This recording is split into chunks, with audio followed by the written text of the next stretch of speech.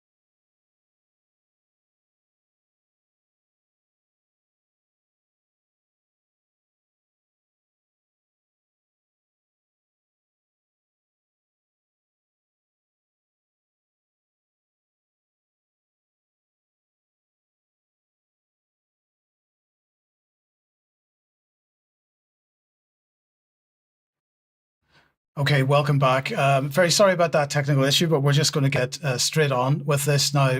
Patrick, what I said just before the technical break was that we have obviously issues going on with continuing to go on with Palestine Action and the government continuing to make use of terrorism legislation.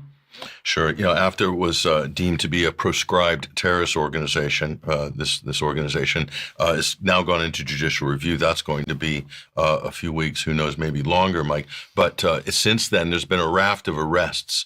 People have been arrested under the Terrorism Act for showing support for said organization. Let's bring the BBC up on screen here. Man charged under the Terrorism Act 2000 over a Palestine Action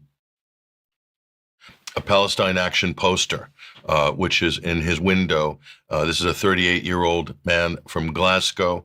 And so if we move on, this particular story is even more egregious here. Armed police threatened to arrest Kent protester for holding a Palestinian flag. And what's amazing about this, Mike, is the police were claiming that slogans like Free Gaza and Israel's genocide are, quote, supportive or deemed to be statements supportive of Palestine Action. So you might have views and you might not support the organization, but they could translate that into your views are similar to that of Palestine Action. Therefore, you can't express these views publicly. I mean, it's just pretty incredible. And so many cases like this, we could do 2-hour special just going case by case, the amount of arrests and things like that. So let's just take a look at the legislation here. This is a Terrorism Act 2000, and the key sections here are Section 13. This is brandishing the logo, you could say showing visual support for the organization, the proscribed terrorist organization in this case. And then Section 12, slightly different here, Mike. This is providing what is deemed to be material support for a proscribed organization. So Palestine Action as an example here, saying you endorse them, praising them publicly. That's deemed to be a level of support that's prohibited under the Terrorism Act UK. So as you can imagine, this is a total nightmare. It's completely arbitrarily applied. Nobody really knows. Some people have accused the police of just kind of interpreting it as they go. So it's created a whole mess, basically. Now, there's one video which appeared on social media that's absolutely incredible. This gentleman went into the police station to surrender himself. He was injured as well, nursing a bad back, getting ready for, surgery or something like that. So totally incapacitated. And this is a classic video that's kind of gone viral. Watch this scene. Supporting a prescribed terrorist organisation, and I want to go through the courts, and that's it, nothing else. So I put it in writing and I put it on my social media that I support Palestine Action, and I don't think Palestine Action is a terrorist organisation. Unfortunately, the law has said that they are, and I don't agree with that, and I'm quite happy to basically be taken to court and see what happens. That's it. I don't have anything against the police, and I love you guys, but I've got to do this, because if we don't do this, then as far as I'm concerned, this law may come into effect and no one's going to do anything about it. That's it, nothing else. You have no details? Yeah, you've dealt with them before. Yeah. We both know. Yeah. We spent hours and hours together. Yeah, we did. So, as it stands, we've got a prior report on. You're going to what? We've got a prior report on. Okay. With you as a suspect for that offence that you quoted, Section 12, Section 13 of the Terrorism Act. Okay. Well, we know who you are, and there's certainly no code due to arrest. We're not going to be arresting you. You're not? Okay. Okay. The reason is, I don't know if you understand what code due is. Your solicitor might. No. We arrest anyone for offence, it has to be at certain conditions. One of those conditions is, if you don't have name and address, we can arrest, because obviously you have to deal with you another time if you don't know who you are. Other conditions, there's quite a few conditions, but you don't meet any of those conditions at the moment. So there will be a crime report raised as you as a suspect on the system, and you'll be invited in a stage later to put your side to destroy your head. Do you understand? You okay? Okay. That would be for Section 13, not Section 12. Okay. Okay. Yeah. Okay. So So as you can see, they're arresting him, or they said it would be under Section 13. Right. Although he's not really in violation of the things that are under Section 13, as we showed just previously, showing the image and so forth. It just so happens, Mike, we have that gentleman on the live link right now. Let's bring him up on screen. Ladies and gentlemen, this is Hussein Hawes Shafi'i, and he is based in London.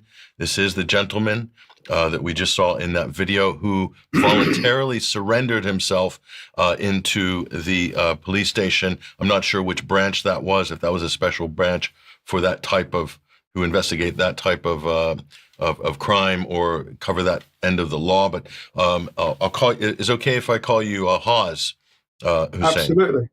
Yeah. So that's fine. Hawes, absolutely incredible. Obviously, you're very public about what you did. You really even gave, advance notice that you were going to do this. And so just explain to us, what happened here. Tell us what happened, how it happened, and why you did what you did. So the first thing that happened was on 2 minutes past 12 o'clock on the 5th of July, an organization which is a direct intervention sort of group like Palestine Action was prescribed a terrorist organization, putting them in the same league as ISIS and Al-Qaeda, which it directly isn't. It's nowhere near the same equivalent. And I felt, as a British citizen, I can't sit by and watch this. So I made a declaration on video that I am a supporter of Palestine Action. But to qualify that, I've never been on an operation. I've never funded them. I've never supported them materially. But I do support their right to directly get involved. And because of that, I felt, and I am a British politician as well, I felt it's not right for me to just sit there and watch this group who are effectively trying to shield the children of Gaza from being targeted. And the best way for me to do that is to target the law itself. And the best way you can target this law is to ask for the courts to decide, because we've got a long tradition of civil disobedience in Britain, and that civil disobedience has got a result: the suffragettes, the poll tax, gay rights. Basically, a lot of people don't understand that to be gay many years ago had a sentence of death, but laws change, and civil disobedience is the way to do it. So that's what I decided to do. And I thought there's nothing better than walking up to New Scotland Yard, which is where I went to, first of all, to say, I'd like to be arrested because I am a person that supports Palestine, which has been prescribed a terrorist organization. And it was quite funny, really. They looked at me and said, you've come to the wrong place. Go away. Not interested. Can't arrest you. This is an operational headquarters for the police. And so after saying I support Palestine Action, which is a terrorist action, I was told to go away. I've got a fractured back, which means I can't stand up for long. So I ended up sitting outside of Scotland Yard waiting to rest my back up to be able to move to the next place, because they said to me, we can't arrest you here. You've got to go to Charing Cross. That's the nearest police station. And the funny thing is, 2 police officers saw me sitting outside of New Scotland Yard and walked up and said, what's going on here? And my solicitor turns around and goes, can you please arrest this man, my solicitor? Because and the police officer just looked at me and went, because I'm in a zero gravity chair lying down, as you can see in that video, because I can't stand up for long. And a police officer just looked at me and said, nah, we're not arresting you, go away. And then my solicitor gone, you haven't even heard what he's done wrong. Why don't you want to hear it? And they would have gone, nah, not interested, jog on, move along. And I was told to go to Charing Cross, and that incident you've seen was at Charing Cross, where I said what I said, which is I declare myself as a supporter of Palestine Action. And the police turned around and said, well, thank you for coming in. You can leave because we know who you are and someone will be in touch. And someone was in touch in the evening, and it was the anti-terrorism squad from Hammersmith who saw me. We had an interview for about 45 minutes. And I asked them if they're going to arrest me in Charing Cross. They said no. And for the 4th time of the day, I asked them if they're going to arrest me under the anti-terrorism laws at Hammersmith. They also declined and kicked me out of Hammersmith police station and said, you're trying too hard to get arrested. Mr. Shafi, go home. So I left, and that was the interactions with the police. And I'm grateful to the police who were very careful about my well-being. They recognized the fact that I am very unwell, and they treated me with absolute courtesy. There was no levels of aggression, which is sometimes seen by some police officers. But my interactions with the police in Charing Cross Police Station, oh, I forgot to say, the two people that were there to arrest me were actually the same two people who were looking after me on the 27th of March when I got hit by a car. Just 33,000 police officers in the whole of the metropolitan area. And I end up with the same two police officers who happened to look after me and who were part of my escort for the day, because I nearly died on the 27th of March. And when that happens, the police send two officers to basically document the evidence of you dying or living. And these two police officers, that's why we were laughing. It's like, yeah, of course I know them, because I fed them. I gave them tea, or I didn't. My family who were there looking after me ended up buying sandwiches for them, cakes, teas, coffees, because at the end of the day, they're human, same as us, you know. And anyway, I've spoken too much. Let's talk about other things. Well, let me just bring on your tweet here. We'll bring this up on screen. A Bastille Day to Remember, or how I tried to get arrested and failed spectacularly. And you go through this. And what's also interesting here is the statement, which you posted publicly. This is the statement that you gave to the police, Hawes. We've got that up on screen. People can screenshot if they like. So that's a matter of public record. You've also tweeted this out at the time. And it's quite extraordinary here. And you really lay out your legal challenge in a way, but this is really a civil liberties statement, if anything. And the part of this, Hawes, I want to get your comment on this, that is just extraordinary, is the last paragraph of the first page. It says, in the court case of R versus Jones, 2003, the appeals court examined actions taken by activists at the Fairford Air Base to hinder Britain's involvement in the Iraq War.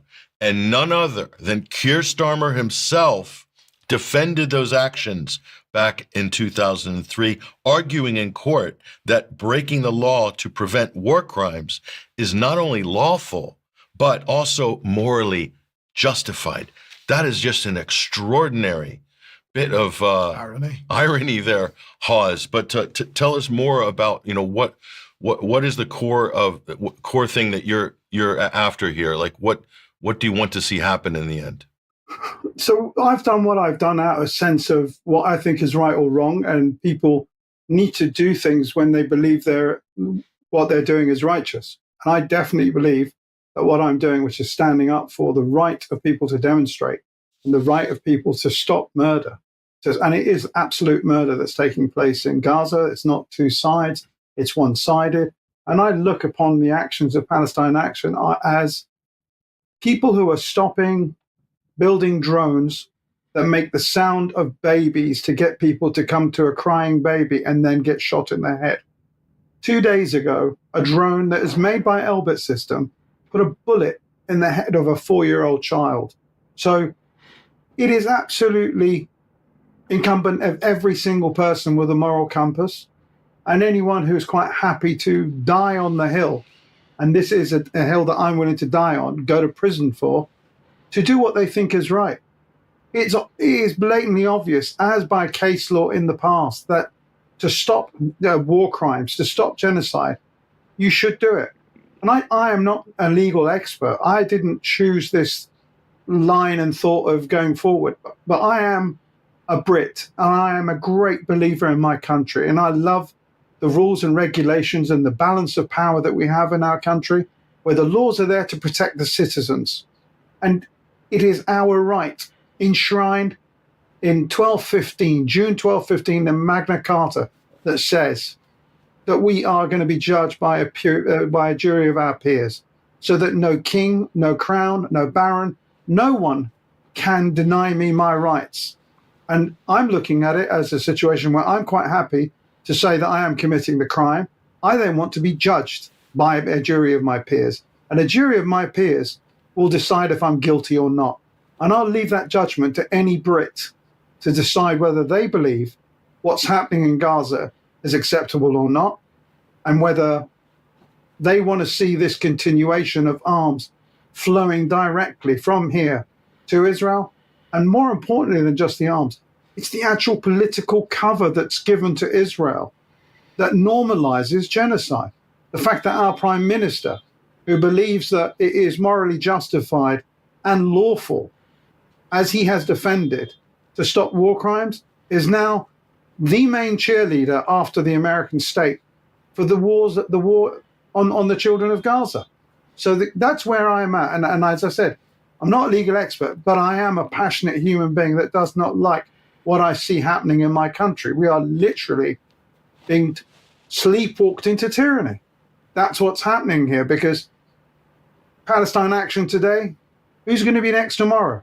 Who's going to be the next person that wants to stand up for something that can get prescribed? And if we make life easy for these people, the government, to do these things, then they will definitely take advantage of this situation to shield whatever interests they want. It just so happens to be the state of Israel and what they're doing to people. And I'm not happy with what my country is doing. I'm not happy with Britain going down this line where we are effectively co-opted and complicit in the death of children in Gaza. What I will say to you is this, quite simply: the DNA fingerprint of every kid and woman and elderly person killed in Gaza holds the DNA of Donald Trump, Biden before him, Sunak, Starmer, David Lammy, David Cameron. These are the 6 people who are, and obviously the American versions of Marco Rubio and Antony Blinken. These people are the ones who've normalized this genocide. And if the British public don't stand up now, today, and do the right thing and make sure that this does not quietly go into the night with authoritarian laws brought in to stop people from talking, then it's the end of British society. We just have to accept the norm that they put in front of us. We might as well not bother being Englishmen anymore. We might as well just become slaves to the system. Hos, we're just about out of time, but I'd just like to get a very quick comment from you on this, because this issue of juries is absolutely vital that people get to grips with. And of course, we've got this program led by Lord Leveson to remove juries from more and more degrees of criminal court case conduct. And, you know, what you're effectively doing here is relying on the power of the jury to annul bad law. And in this case, and this is a core constitutional principle that most people aren't aware of. And I just wanted to get a final thought from you on that, because it is fundamental, as you say, to our liberties. Yeah. I mean, to be absolutely clear, the day the juries are no longer required for cases is the day that British law ends up becoming a third world a country. We will become the repressive regime from somewhere else that is not Britain. We are the home of democracy for the majority of the world. If you take into account the United States of America, Canada, India, Australia, New Zealand, almost all the Commonwealth countries, all of these have at the bottom, at the heart of all this, something called the English common law. And part of an English common law, and it's enshrined in law, in a bill in 1689, the Bill of Rights, is the right to a jury. Now, just because they've got a backlog of 67,000 cases for Crown Courts, it doesn't give you the right to go and get rid of juries. What it means is you need to invest in a much larger judiciary. You need to create a lot more courts. You need to have a lot more judges. You need to increase the footprint to deal with the Crown prosecution cases. What you shouldn't be doing is taking a history that we have now spread to the whole world of jury to put it in a bin now because it's inconvenient, because you know as well as I do, Patrick, yeah, that there are laws in place for criminal damage. You don't need to go and create anti-terrorism laws. If you smash up something, there's a law for that already. You don't need to turn it into a terror law. So that's the situation we're in. This is an overreach by the government, and it needs to be put in the bin. And that's why I'm doing what I'm doing. I'm trying to fight for what I think is right for British people, more than anything else. If it wasn't Palestine Action, it was something else, I'd still be jumping up down the throat of this government, because this is the problem here. They're trying to change the way things are done so they can have an easier life than the one they've got at the moment, where we've got juries to defend and protect us. They cannot and must not be allowed to take out the jury system. It's been here since June 1215. You can't take 800 years and put it in the bin because it now doesn't suit you. Yeah, and having heard that explanation, Mike, thank you, Hawes. I can see that Hawes's protest is much bigger than any one group that's been proscribed. This is a constitutional protest on principle. Hawes, Hussein Hawes Shafi'i, thank you so much for joining us on the UK column. We'll hopefully follow up and continue this discussion in the future. But thank you so much for sharing your story with us. Thank you. Thank you. Thank you so much. Right, that is brilliant. Let's move on then. And well, the other news from yesterday was the UK-German treaty, and Keir Starmer met German Chancellor Friedrich Merz in Downing Street yesterday following the signing of a new UK-Germany bilateral treaty described as the first of its kind. But it isn't really the first of its kind, is it, Patrick? At least such a suggestion is semantic, really, isn't it? Well, there was a previous pact between Germany and Britain, Mike, and we only have to look at this illustrious celebration here.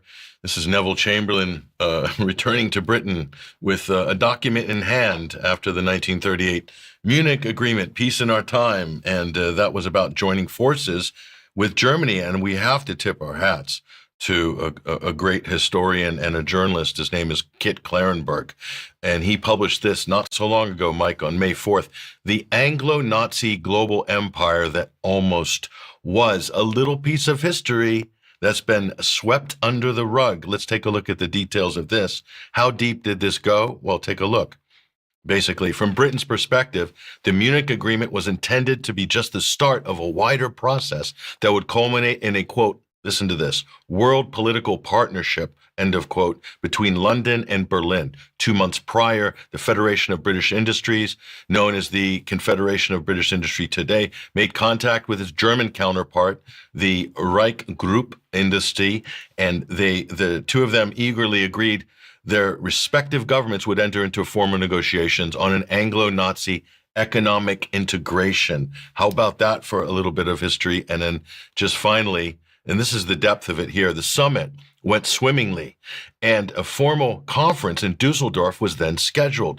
Coincidentally, though, however, Mike, later that evening in Berlin, something called the Kristallnacht erupted. This is one of the most infamous pogroms in history, but wait, that was no deterrent to continue discussions and meetings between the Nazis and the British at the time. They inked in a formal agreement on the creation of an international Anglo-Nazi coal cartel.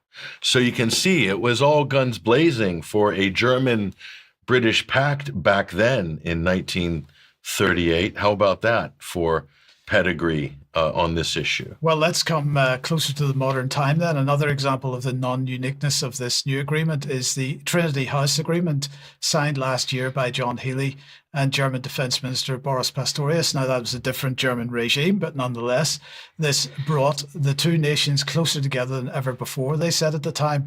Now, that agreement covered more or less the same areas as the current one, or the new one. So let's just have a look at these new long-range strike weapons that we're talking about, new boost for British industry. And so there's this narrative. I mean, Starmer was elected on the basis of change. But this was the same. There's no change here. New cooperation to strengthen the eastern flank. This is also in the current agreement. Land industrial cooperation, protecting critical underwater infrastructure, like the Nord Stream pipeline. Yes, exactly. Yeah. German planes in Scotland, new drones, new maritime uncrewed air system capabilities, new Ukraine support, joint work with partners to integrate air defense systems. And what was this all about? This was all about creating this, which is effectively the trifecta, the European level trifecta that is driving European defense. And this was happening even before Trump's election, would be the point that I'm making here. So, between Britain and France, with the 2010 Lancaster House Treaty, 2018 Sandhurst Treaties, 2018 Joint Vision Statement between Britain and Germany, the 2024 Trinity House Agreement, and then between Germany and France, the 2019 Aachen Treaty. And the intent was, as I say, to establish the UK, France and Germany as the main driving force for defence union in Europe, and the European Intervention Initiative is as the broader framework. So if we just look at that, this brings the trifecta there of Germany, France and Britain, together with several other European nations, to build this network of bilateral agreements, which creates this multilateral agreement. Now, at the time, Ursula von der Leyen's predecessor, Jean-Claude Juncker, put it that this patchwork of bilateral defence pacts will serve as a foundation for European defence, with Britain, France and Germany as the core. So that was what was being said at the time, and we shouldn't forget what Defence Minister Earl Howe said about it, that he signed in the UK into the European Intervention Initiative. The agreement states EI2 intends to contribute to ongoing efforts within the European Union to deepen defence cooperation, notably PESCO, which of course, as we know, is a key part of the European Defence Union. So coming back to the present then, and yesterday there was a press conference held. Let's just have a listen to what Keir Starmer had to say. Earlier today, we did something genuinely unprecedented. Building on our new agreement with the EU, together we signed the Kensington Treaty, the first ever major bilateral treaty between the United Kingdom and Germany, two great modern European nations. It's an expression of our shared aims and values. But more than that, it's a practical work plan, setting out 17 major projects where we will come together to deliver real results which will improve people's lives. So a historic treaty, a statement of intent and ambition. And we intend to do, amongst other things, as leading NATO powers in Europe, committing not only to our mutual defence, but also to maximise the benefits of our defence spending in the shape of more jobs, more growth and more security. So, Patrick, more jobs, more growth. He's saying it's going to improve people's lives. It's not really going to improve some people's lives. It's going to improve people that manage to get jobs in the war industry. But what about all the people that are going to have to deal with, well, what are they going to have to deal with? Because somehow this has to be paid for. Oh, haven't you heard? They discovered oil in Germany, Mike. It's there's a big desert in the middle of Germany, and they discovered oil. So I guess that's going to pay for it. And they discovered gold in the Netherlands. So don't worry about all that. That's just a formality, Mike. No, it means austerity. It's going to be deficit spending. It's going to be tightening the economy, and it's going to mean austerity for social services, pensions, all sorts of other things that people in Europe require, especially people who are vulnerable. That's all going to be on the chopping block to pay for rearming Europe. That's the plan. Okay, well, anyway, the question is, what's in this treaty? Well, there are 17 main areas of cooperation, they say. Firstly, Ukraine, of course, Ukraine recovery and reconstruction. Well, Mark was talking about that last week. Next is the Trinity House Defence Agreement that we've talked about, which includes, as we say, lots of unautonomous vehicles, strengthening the eastern flank and submarine hunting capabilities. And then the real focus, strengthening defence, industrial and export cooperation. Another one is Strategic Science and Technology Partnership, which is all about AI and the so-called critical tech.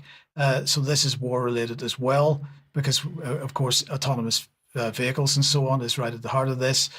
They single out the Western Balkans for particular focus to support stability and security. And naturally, that means the opposite, because that's more or less evidenced by the fact, for example, that anywhere conflict and security and stability money goes, it's the conflict which is secured and stabilized, not any kind of peace.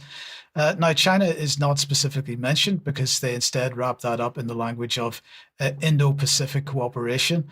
strengthening coordination on regional maritime security, they say. And of course, that means war with China.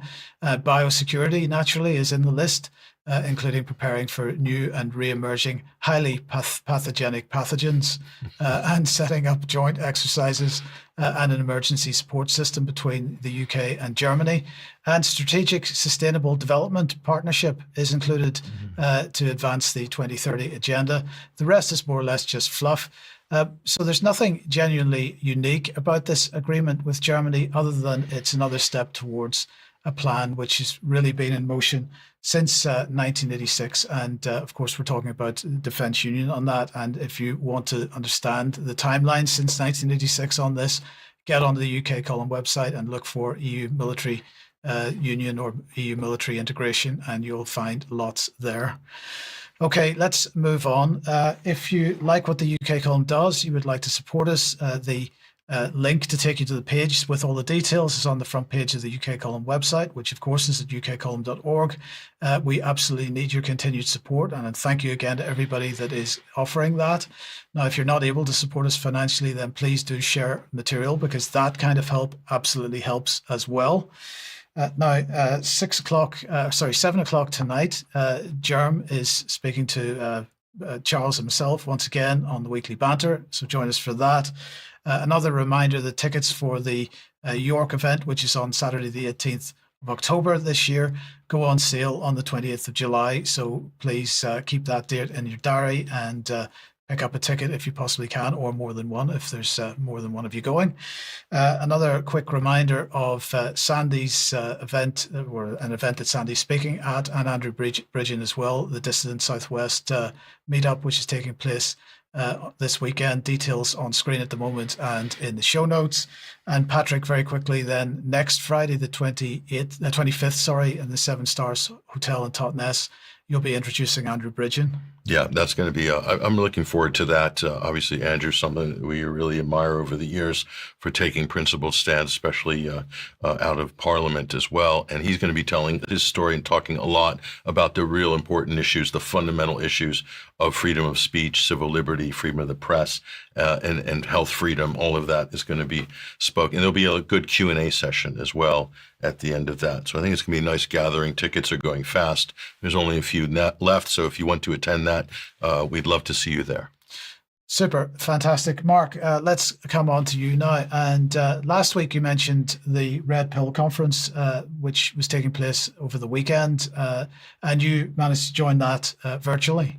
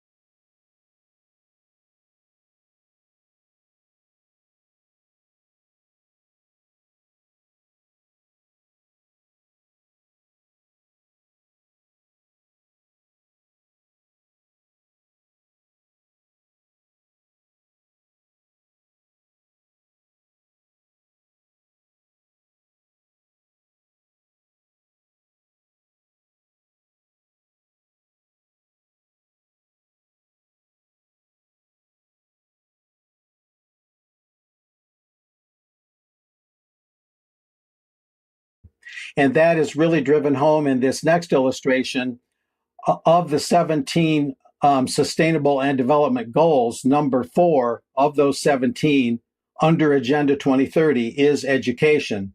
And this slide from Alex Newman explained that a little. By 2030, goal number 4, ensure that all learners acquire the knowledge and skills needed to promote sustainable development, including, among others, through education for sustainable development and sustainable lifestyles. There's that globalist buzzword in globalese, sustainable, human rights, gender equality, and so on and so forth, promotion of culture of peace, global citizenship, and so on and so forth along those lines. So Alex really explained very clearly, and this was one of several highlights at the conference, that education is not what you think it is under the CASEL social and emotional learning SEL rubric there. Now, another presenter was the well-known New American writer, William F. Jasper, an acquaintance of mine over the years. And he gave a presentation, as this slide indicates, on the brink of a United Nations world government wake up. He's senior editor at the New American. And there's some highlights here that follow. The map that he showed is quite striking, and I happen to have it here. Now, when you look at this map, you'll see, beg your pardon, you'll see some green circles. Those are World Bank projects, and there's all sorts of other indicators on the map, symbols, that is, International Monetary Fund offices, which are all over Africa and Central and South America. And there are United Nations peacekeeping operations, significant in Europe and Asia, very heavy in Africa. Again, Africa seems to be a focal point, some in the Western Hemisphere. But what William F. Jasper was basically driving home by showing this map and through his overall presentation was the UN is showing a very broad global presence now in terms of where they have offices, in terms of the diversity of their operations, and in terms of what they're up to. And this next slide is a major focal point that Bill presented on what the UN is up to. And this is a relatively new development, he said, a UN tax on shipping to fund global tyranny. That's the headline of this New American article. And it shows the insignia that I inserted there of the International Maritime Organization, the IMO, which again is one of the 17 Sustainable Development Goals of the UN. And that's a carbon-based tax in terms of the carbon that shipping would contribute to the atmosphere. The tax would be a way of offsetting that, according to Mr. Jasper. And beg your pardon, I had to pick something up. This one last slide that Bill presented also, I'll call it an allegation. It's interesting, though, WHO Director General Tedros was called an advocate of a terrorist group back in his home state of Ethiopia, according to this news item that I found in the wake of the Red Pill Conference. It's an allegation, but according to Bill Jasper, there's a lot of truth to it, that Tedros has a very checkered past. And of course, he's now Director General of the World Health Organization, who may be enforcing a second public health emergency of international concern if there's another pandemic and things like that. There are other things. I do have an upcoming article on this latest Red Pill Conference that'll talk about many other things, the real truth behind the animal rights movement. There's some shocking things there, and things in the high-tech world and whatnot. I can talk a little bit more about this in extra, however. So for now, we'll leave it at that in the interest of time. And back to you guys. Just a quick question, Mark, on the story you said on the New American about a UN tax on global shipping. Is that an idea or a proposed idea for a tax, or is that an actual tax that's currently being levied on shipping by the United Nations? Mr. Jasper put it as something imminent, not necessarily fully implemented, but imminent. How would they be able to impose that, because the UN doesn't really have legislative or powers of taxation against sovereign nation states? Well, according to Mr. Jasper, the UN Assembly is something of a legislative body, just like the executive and the World Court is the judicial, the executive being the Security Council. Mr. Jasper is saying those powers are quickly being developed and worked on a very ongoing basis to develop the ability to do that. So he's basically saying it's all but ready to go. And I'll be exploring that more in an article I'll have coming up on UK Column. I'll get to the bottom of that because that's a very good question, of course. Just how much authority do they actually have? And that's something to nail down. Yeah. Yeah. Okay. Thank you, Mark. Let's now come on to back to the UK and back, sadly, onto a sort of war topic because the Royal United Services Institute has announced that its Deputy Director General, Malcolm Chalmers, will be leaving after 17 years. And, well, that in itself may not seem that interesting, but in fact, he is going to join Secretary of State for War, John Healey, as John Healey's Strategic Defence Advisor. And my question is that Strategic Nuclear Advisor, I wonder, because Chalmers is on record as advocating the use of nuclear weapons against Russia as a live option to force a Russian capitulation to NATO on the Ukraine conflict. So in May 2022, he proposed in Financial Times, also republished on the RUSI website here, that a Cuban Missile Crisis on steroids with Russia over Ukraine might be the best option to force Russia to capitulate. And he wrote that NATO's flexible response doctrine during the Cold War planned for first use of nuclear weapons in response to an invasion by superior Russian conventional forces with the aim of stopping the war before too much territory was overrun. If it did come to this, he wrote, operational pressure for preventive attacks on one side and growing public panic on the other would place a premium on leaders taking the right decisions at the right time in conditions of imperfect information and high emotions. It would feel like the Cuban Missile Crisis on steroids, although he did admit in that article that it would be a moment of extreme peril. But he said that a nuclear crisis of this sort could make it easier for leaders to make difficult compromises. So anyway, in March in this year, then he spoke to Shasnak Joshi, defense editor at The Economist. Let's have a listen to some of what he said. This is very serious, but of course you can limit the damage further by what you attack. You don't, in a demonstration shot, you probably wouldn't attack a city or somewhere where there's large casualties. You'd attack somewhere where the casualties are much more limited, and maybe an isolated military base or whatever it might be. The UK can fire a single missile from a submarine. It doesn't have to fire them all at once. It can fire a single missile with a single warhead. So that can be a demonstration shot. Where there's, I think, a difference, an argument, is whether that submarine could then move more rapidly enough before the Russians or whoever the adversary was could take it out. And I think there's a good argument to be made that given that this is precisely the sort of thing the Royal Navy is likely to be planning for, that they would be able to do that. Now, I don't know what you think about that, Patrick, but this entire argument seems completely nutty to me. But just to put this in perspective, he was assigned to prepare one of the Ministry of Defence's strategic aspects of the Strategic Defence Review 2025. And as I say, he's now been called to serve as a strategic advisor to Healey. Where does that leave us? Oh, maybe we should just, maybe theoretically, if we shoot one nuke and it'll send a strong message to the Russians and stop them from taking territory. I think Russians took quite a bit of territory already in Ukraine. So all of that has amounted to not much other than what he's talking about. Mike, there's a word for it. It's called MAD, M-A-D. Look it up. The nuclear doctrine from the Cold War. I mean, do these people read history? Do they study nuclear strategy in terms of mutually assured destruction? It seems like all of that doesn't apply to these people. Indeed. Yeah, amazing. What's Trump been up to with Putin? Well, so where's the Ukraine conflict at? Here we are. Let's bring the man himself up on screen. There is the President of the United States. And basically the message to Putin is 50 days or else.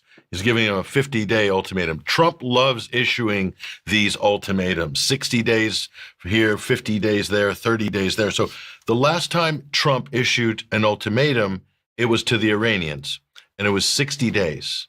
60 days. And what happened on the 61st day during intense final negotiations? A sneak attack backed by the United States, by the Israelis against Iran, followed by an attack against Iran's civilian nuclear power centers and bases. So what can Russia expect after 50 days? Are they planning another Operation Spider's Web? I'm going to bet you 110%. That's what this is. So there's going to be some kind of a fancy sneak attack to re-up Zelensky's mandate as a dictator, keep the money flowing and new weapons. And guess what that means for defense stocks in Europe, Mike? Through the roof. Through the roof, and the United States as well. Those companies doing very well from this open-ended war. The only problem is, Mike, Ukraine doesn't have an infinite number of soldiers. This is where the West is having some teething issues. They don't know what to do. So Zelensky has announced they're thinking about, if they haven't already, possibly conscripting women. Okay, so that's new. And Sweden, getting into the spirit of NATO, they've decided they're going to raise the conscription level for men to the age of, wait for it, 70 years old. They want to get more experienced officers. So that's the payoff for joining NATO for Sweden and Finland. And I mean, we could go on and on. So look, Trump doesn't have any negotiations. There's no deal there. This is going to be chalked up as another failure for Donald Trump. Meanwhile, they're struggling to get Patriot missile batteries to the Ukrainians, but Russia has moved into the air war phase. And this is Russia's forte. I predict, Mike, if we're into the air war phase, you might see an abrupt halt to this conflict in the not so near future. That is my hunch. That's our hope. I'm sure many Ukrainians would like to see that happen as well. Okay, and where does that take us, Sam? Well, on that subject, sorry, but we forgot to show this really excellent op-ed here. And again, we're showing you a banned article. If you're in Britain, you're not allowed to read RT.com. So we thought we'd put this screenshot, this dangerous op-ed here, which was written by Vitaly Rimshin. And it says Trump's ultimatum isn't an ultimatum, and Moscow knows it. In other words, Moscow doesn't really care what Trump says. They know that he has lost the plot. They're just going to move on with their objectives and aims. Okay, and let's just bring us up to date with Syria. Well, you saw what happened earlier this week, Mike. In Israel, dropped a few bombs on Damascus against Jolani. A surprise for everybody because Jolani just had been previously basically pledging his, admiration, loyalty to the state of Israel, wanting to normalize relations. So without going into the details of this very complicated story, what you're seeing there is a lot of staged theater, okay? But this is an important piece of information that everybody needs to understand. This is a great analysis here, and I want to thank Freddie Ponton for supplying this to 21st Century Wire. David's Corridor, Israel's foothold in the heart of the Arab world. Now, this is a very good breakdown if you are confused and you don't know exactly what's happening here and why it's happening. Check out this article. This is a great piece of analysis here. And as you can see, David's Corridor is that strip of southern Syria that's going to connect the Golan Heights, which are occupied by Israel, all the way up to through the Druze-held areas and into the Kurdish-held areas of northeastern Syria, with a straight shot into Iraqi Kurdistan and right at Iran's border here. And a great piece of analysis here. And there's a tweet embedded in this that people should pay attention to by a Middle Eastern analyst named Ibrahim Majid. And let's take a look at that. Let's take a closer look at that tweet. And that's the image there. That is David's Corridor. You see the blue part. We'll bring a label there. That's David's Corridor. Strategically, what you're looking at here is a new Sykes-Picot agreement right in front of our eyes. But the difference between this Sykes-Picot and the last one is the borders of this are going to be drawn in blood. The U.S. and Israel and Britain and France, the allies of those two countries, they want to redraw the map of the Middle East. And so you're looking at a sectarian bloodbath that is about to kick off. It has already kicked off in Syria as well as Lebanon, and the next will be Iraq. And this is right here, this is what it's all about. We'll bring this on screen. It's about preparing the region for the Greater Israel Project. Now, that's not going to be occupied by Israelis, but in that red zone, client states, totally subservient to the United States and Israel. And that's what the Greater Israel Project amounts to. And as you can see, it extends quite a bit. So people need to understand that's a reality. Go to that article at 21st Century Wire, watch it, read it, and you'll get a lot of answers. Okay, thank you for that, Patrick. Okay, now let's come back to the UK and censorship. And Ofcom has announced a discussion paper for the next censorship round. It's all about how to deal with deepfakes. Now, this is a second discussion paper on the topic, and this time it's going to focus on so-called attribution measures. So that includes watermarking tools, provenance metadata schemes, AI labels, and context annotations, as they talk about it. Now, they are saying that these measures are designed in one way or another to attribute certain types of information to a piece of content. For example, information about who created it, how and when it was created, and in some cases, whether the content is accurate or misleading. They say that the sharing of certain types of deepfakes is regulated under the Online Safety Act 2023, but that they will draw on the paper's insights to inform their policy development and supervision of regulated services. Now, my question is, what are the chances, Patrick, that in the effort to deal with deepfakes, that real content, which might be counter-narrative, is labeled as deep fake or as something similar, and we end up with this being a major sort of spoke in the censorship wheel? Yeah, absolutely. And also you can temporarily label something as being deep fake or disinformation, and it creates enough confusion early on, especially in a crisis moment. And that's when if the narrative is able to push through, because counter narratives are being suppressed using these tools. This is absolutely terrifying, what they're planning to do. And it's all going to be automated under AI. Right. That's the crazy part about it. Absolutely. Now, one thing that Ofcom isn't dealing with, and which I, for one, would consider an online harm, is regime-led propaganda operations. Now, the UK column, amongst others, has been highlighting this for years. Let's put that up with our coverage of Integrity Initiative, also Andy Price's Foreign Office Counter Disinformation Media Development Program, and the successor to the Integrity Initiative, the Zinc Network. But we have to say a massive well done to Declassified UK for their latest on the Zinc Network. And they're saying that the UK government is secretly paying foreign YouTube stars to publish propaganda videos. Declassified can reveal a 3-year investigation has found that online influencers are made to sign legal contracts banning them from disclosing the government's involvement. And they're saying that Whitehall officials give feedback on each video before the influencers are allowed to publish them. The work is coordinated by a London-based media agency, they point out, called Zinc Network Limited, on behalf of the Foreign Office, in a deal worth nearly £10 million of public money. Well, I thought that's an interesting figure. Let's have a look and see how much Zinc Network has received from the Foreign Office. So let's go to the UK column's Foreign and Commonwealth and Development Office spending website. And we can see on screen here, between September 2019 and June 2022, Zinc Network received £1.4 million from FCDO. So then where did Declassified get the 10 million figure from? Well, this is where care is needed, because the FCDO has never been very consistent about how it names the recipients of its money. So actually there's another line item on the website, this time for Zinc Network Limited, covering the period May 2020 until January 2025. And the total financial support over this period comes to £37.2 million. So coming back to the Declassified article then, they're saying that in recent years, the company has recruited, at Zinc Network, has recruited hundreds of internet celebrities for various clients, particularly in Central and Eastern Europe, a key battleground in the information war with Russia. And they say that Zinc staff tried to find, quotes, the most relatable influencers and ensure that every video feels authentic. And crucially, the influencers, as they've said, were instructed to sign non-disclosure agreements prior to being told of Foreign Office involvement. And as a result, anyone watching these videos would have no idea that they'd been funded and signed off by UK government officials.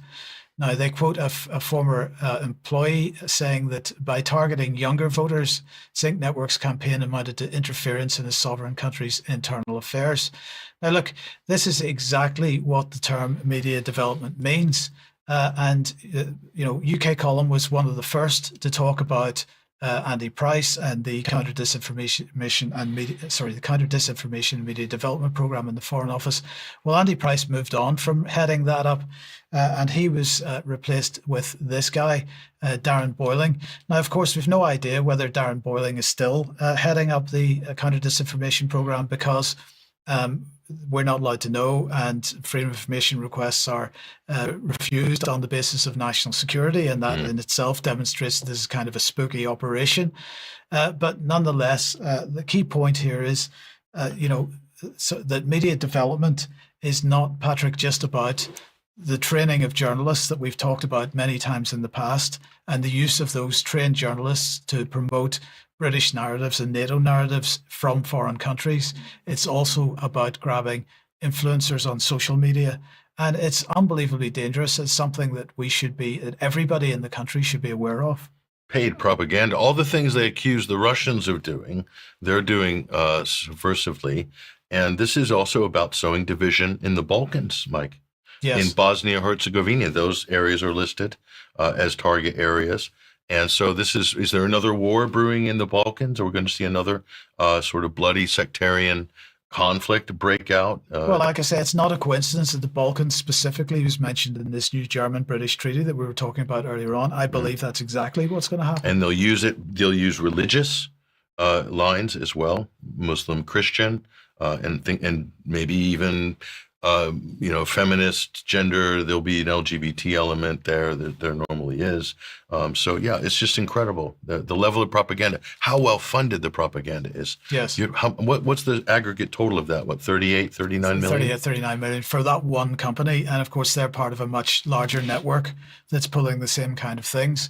So more on that in the future, and we'll just finish by saying that, of course, the Ofcom censorship regime, added together with this type of influence operation, is what drives wars.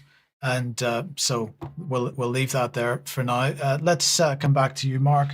And the question is, what's been going on in the United States on media-related stuff? I just have one illustration to show here.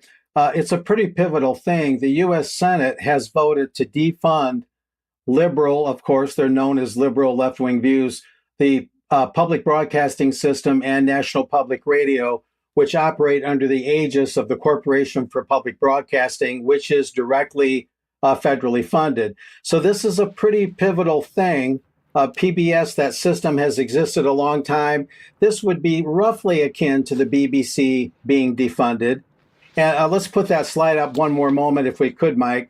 There's an important caveat in there that if signed into law, the House hasn't looked at this yet. Only the Senate has passed defunding PBS and NPR. The bill would fulfill a key conservative priority. This is according to lifenews.com, redirecting taxpayer dollars away from what many GOP lawmakers view as ideologically driven media. And an important twist, it comes weeks after Congress passed and Trump signed the big, beautiful bill, as it's been called. And one component of that, among many, many, is to defund Planned Parenthood, the abortion business, the abortion industry, and that organization is suing to recover the taxpayer funds. Another note on that is Planned Parenthood doesn't get direct funding due to the Hyde Amendment, named after the late Illinois Congressman Henry Hyde. They only get indirect federal funding through Medicaid reimbursement. So another twist on that is Planned Parenthood was only defunded for 1 year, and the American Family Association is actually critical of that, saying that defunding should have been much more extensive in terms of duration. But back to PBS, it's a pretty pivotal thing. We'll see what happens.